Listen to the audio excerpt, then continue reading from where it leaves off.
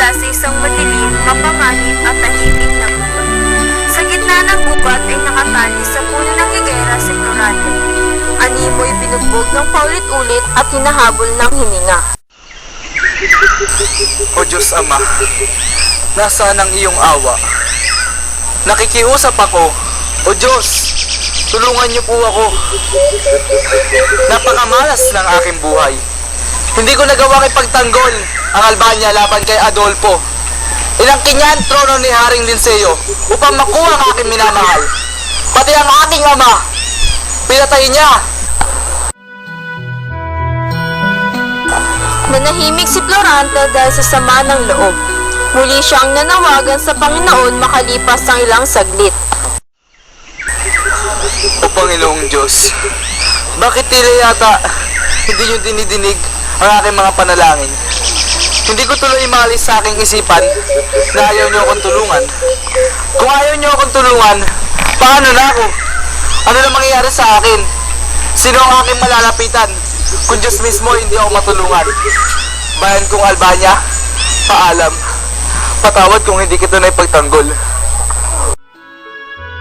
Habang si Florante ay nagdudusa, sa kabilang bahagi naman ng gubat may isang gerong Muslim. Ang gerong Muslim na iyon ay nagngangalang Aladin. Dumating sa gubat na pagod at naghahanap na mapaghihingahan. O mahal kong Plerida, tadhana, bakit napakalupit ng tadhana? Habang si Aladin ay umiiyak, ay may narinig siyang tinig sa kagubatan. Kaya siya ay nagtungo at nakita ang isang lalaki na nakatali sa puno. Ang lalaking iyon ay si Florante. Anong tinig na iyon? Tila, yun ay tinig ng isang naghihinagpis na tao. Sino kaya ang taong iyon? Ako'y minamalas. Pinapahirapan ako ni Adolfo Taksil. Adolfo, higit pa sa halimaw pumalakit. Ang lahat ng kanyang tuwa ay nawala dahil siya'y pinahirapan at pinagtaksilan. Kaawa-awan tao. Pagkatapos ay nagmuni ng problema si Florante. Napakahirap lutasin ang aking mga problema dahil ang aking sintay inagaw.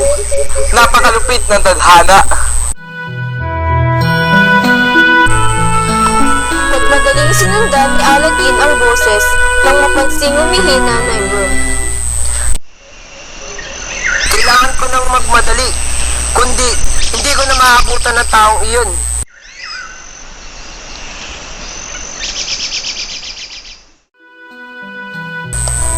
Habang hinahawi ni Aladin ang mga sagabal sa paligid, nang siya'y makarating ay nakita niya ang lalaking nakagapos at nakita niya ang dalawang leon na nakapalibot.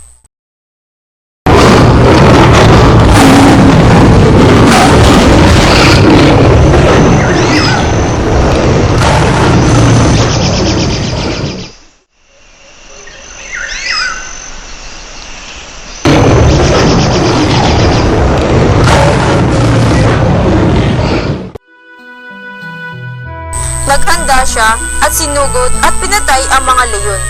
Nang napatay niya na ang mga leon ay pinakawalan niya si Florante. Ngunit si Florante ay nawalan ng malay. Binantayan siya ni Aladin. Pagkalipas ng ilang oras ay bumalik ang malay tao ni Florante. Laura? Laura? Nasaan ka? Tulungan mo ako makaalis dito. Sa pag-aakalang tuluyang matuluyan si Florante, ay hindi na sumagot pa si Aladin.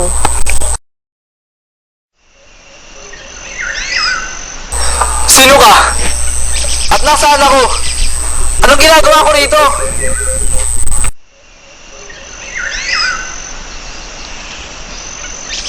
Kaibigan, ako ang nagligtas sa iyo. Magpahinga ka na lang.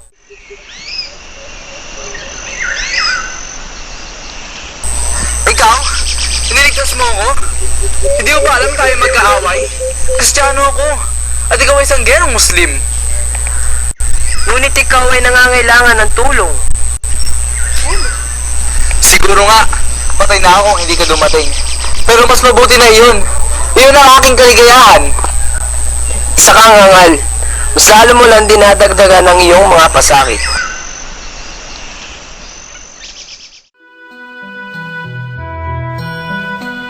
Ang dalawa hindi nagpansinan, ngunit magkasama silang pumunta sa tinutuluyan ni Aladdin at doon sila nagpalipas ng gabi.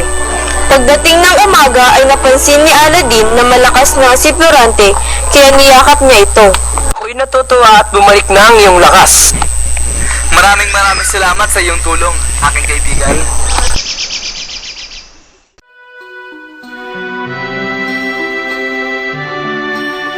Inaliw ni Aladdin si Florante, ngunit si Florante ay malungkot pa rin. Kaibigan, ano ba ang iyong problema? Kung ayos lang sa iyo, maaari ko bang malaman? Sige, sisimulan ko simula nang ako ay pinanganak. Naupo at nagkwentuhan ang dalawa. Ako si Florante, pinanganak sa bayan ng Albania. Si Duque Biseo ang aking ama at si Prinsesa Floresca ang aking ina na nagmula sa Crotona. Noong sanggol ako, ay muntikan na akong dagitin ng isang buitre.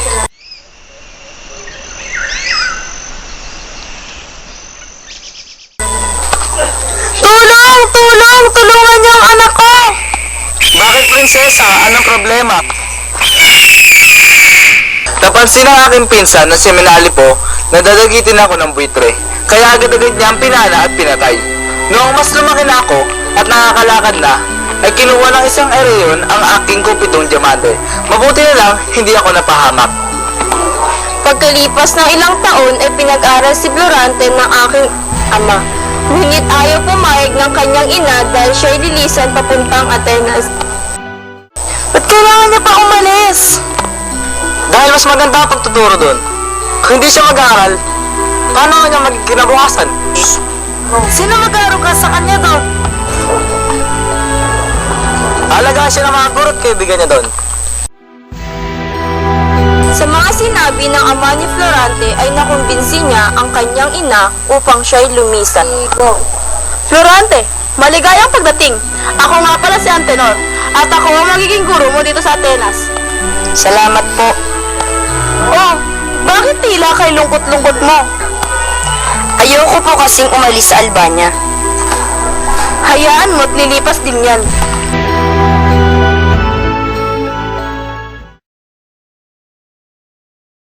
Sa isang buwang pagtigil ni Florante sa Atenas ay mapapansin mo ang pagkatulala at pagkabalisa niya at halos di makakain.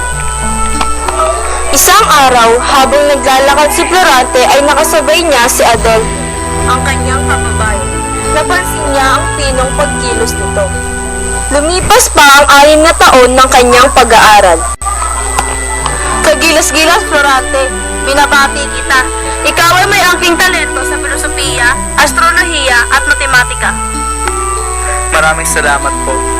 Dahil sa pangyayaring ito, dito nagsimulang magalit at mainggit si Adolfo dahil mas nalalamangan na siya ni Florante. Isang hapon, tinipon-tipon ni Antenor ang mga estudyante. Magkakaroon ng pagkakatulan ng trahedya ng dalawang apo. Si Florante ang mamumuna bilang Polinice at si Adolfo bilang Eteocles. Ahas ka, Florante. Ikaw ang umago ng aking kapurian. Maaga ko, Florante. Ang dapat sa'yo mamatay. Magtigil ka, Adolfo. Magtigil ka. Itigil mo ngayong kaibangan. At natapos ang pagdiriwang at ni Anino ni Adolfo ay hindi nasilayan. Lumipas pa ang 1 taon, isang sulat ang dumating para kay Florante.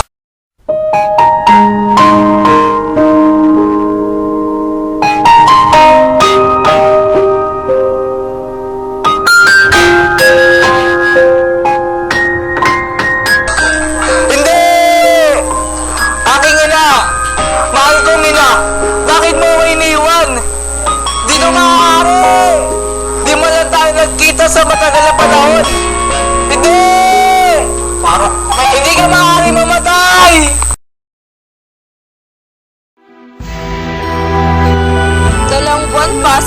Florante sa Atenas bago dumating ang kanyang sundo. Maestro, aalis na po ako. Palagi kang mag-iingat kay Florante, Adolfo. Tatandaan ko po ang iyong bilin. Maraming salamat po. Mag-ingat ka palagi. Kung may kailangan ka, huwag kang mahiyang lumapit sa akin. Dahil handa kami tulungan ka. Menandro, samahan mo si Florante pabalik ng Albania. Salamat po. Salamat po. Paalam na po.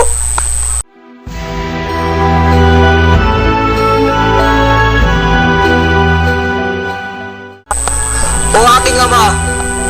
O bunso. Magandang araw po. Humihingi ng tulong ang Crotona sa inyo dahil nanganganib po na masakop ni General Osmalik. Saan niyo ang tulong namin? Florante, papunta tayo kay Haring Linseo. Pagdating sa palasyo, sinalubong sila ni Haring Linseo. Mahal na hari, ang aking anak na si Florante. Ang binata sa aking panaliw. Siya ang papalit sa aking tono.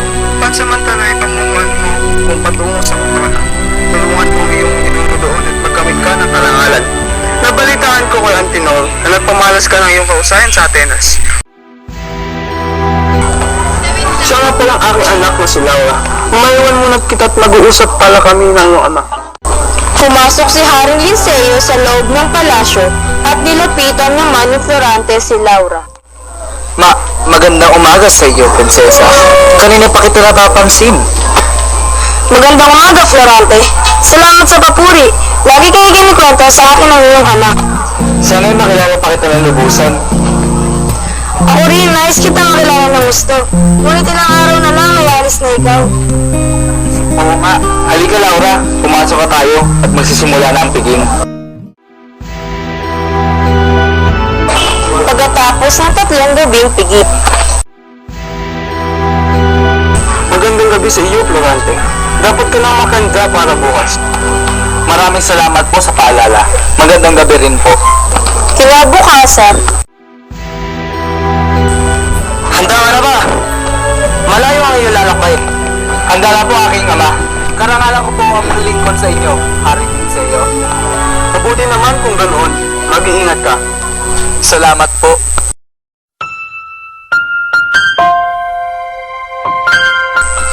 mag-iingat ka, Florante. Ipangako mong babalik ka. Pangako, Laura. Paalam. Paalam sa inyong lahat. Mga kawal, tayo ng lahat. Pagdating nila Florante sa Crotona, nakita nila ang hukbo ni General Osmat. Sugod! Sugod!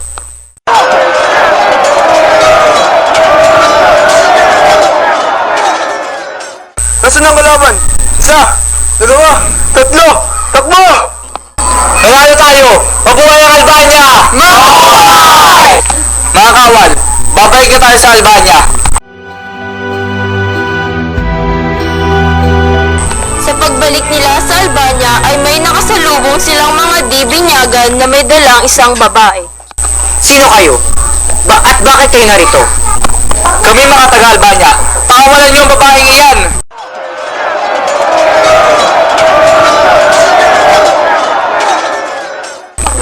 Binibini, mawalang galang na, pero parang ngayon lang kita nakita rito. Maaari ko bang malaman ang iyong pangalan? Ako ito!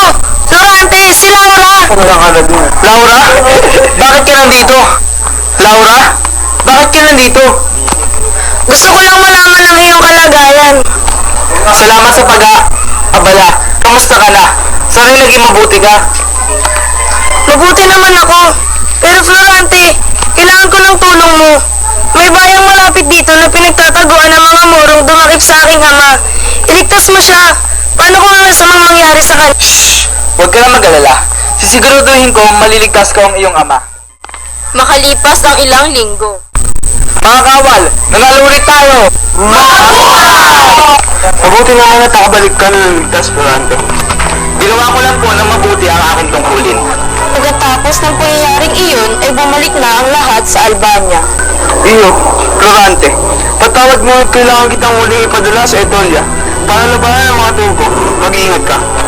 Pupunta po kami agad.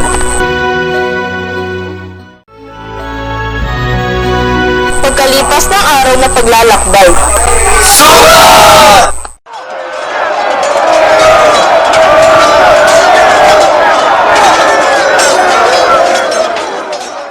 nang matapos ang digmaan, General, may dala po akong isang sulat na nagmula kay Haring Linseo.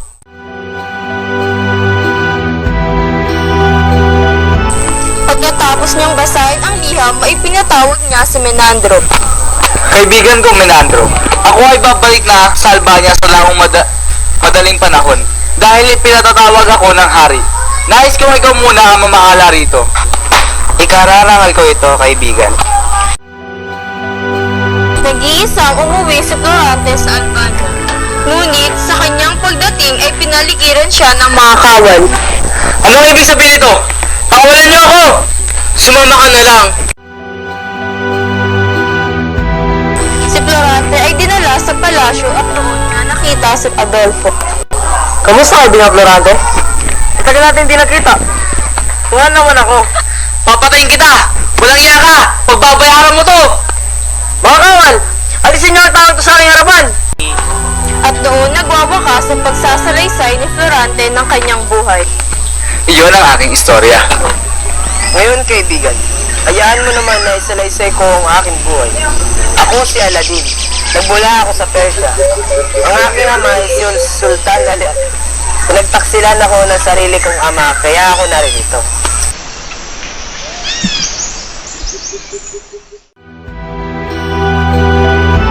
Sa kabilang bahagi naman ng kagubatan,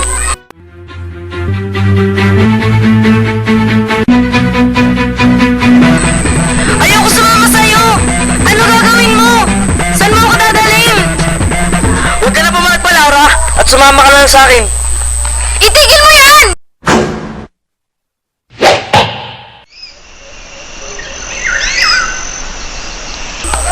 Sandali, kaibigan. May narinig ka bang nag-uusap? Oo, kaibigan. Halika at hanapin natin ang mga yun. Sa kabilang bahagi ng gubat, nang malaman ko na ang aking minamahal ay pupugutan ng ulo, ay pumunta ako sa sultan at nagmakaawa. Matapos ay napilitan ako magpaksal sa kanya. Ngunit makalipas ang mahabang panahon, naglakas ako ng loob na magbihis gerero at tumakas sa palasyo. Nakita niya na Aladdin at Florante, sina Florida at Laura na nag-uusap. Hindi sila nakatiis at nilapitan ng kanilang minamahal. Laura! Aking mahal! Bakit tagal natin hindi nakita? Oh, mahal ko! Merida, aking sinta. Oh, Aladdin! Laura! Aking mahal! Paano ka napadpad rito?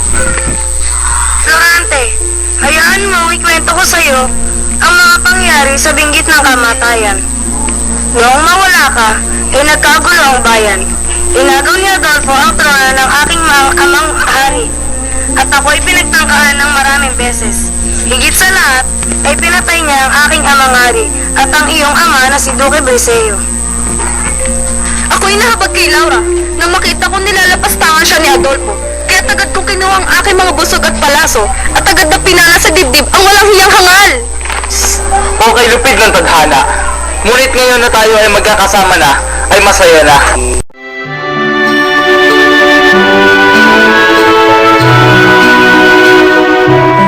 Habang sila ay nag-uusap ay dumating si Menandro. Dapat ay hahanapin at sisingilin nila si Adolfo dahil sa kanyang mga ginawa nang makita niyang maayos na ang lahat. Matapos ang maikling pag-uusap ay bumalik sila sa Albania. Masaya ang mga tao sa kanilang pagbabalik dahil alam nilang maayos na ang lahat. Kaagad naming isinaayos ang kasalan ng Florante at Laura. Ganoon din ang kina Aladdin at Merida matapos nilang magpabinyag. Florante, aking kaibigan. Ako, panandali ang magpapaalam sa iyo. May dumating na sa akin na ang aking ama ay pumanaw na. Kailangan ko siyang puntahan sa kabila ng kanyang mga kasalanan sa akin dahil anak pa rin niya ako. Ako ang papalit sa pwesto niya, kaya siguradong matatagalan pa bago tayo magkita muli. Ipinangangako namin na kami ay babalik rito. sa Albania at kakamustahin kayong mag-asawa. Paalam, kaibigan. Mag-iingat kayo, kaibigan. Hanggang sa muli! Dahil sina Haring Linceo at Duque Biseo ay kapwa namatay, sila ay pinalitan ni na Florante at Laura. Sa kanyang paghahari, nanumbalik ang dating saya at kaginhawaan ng bayan ng Albania.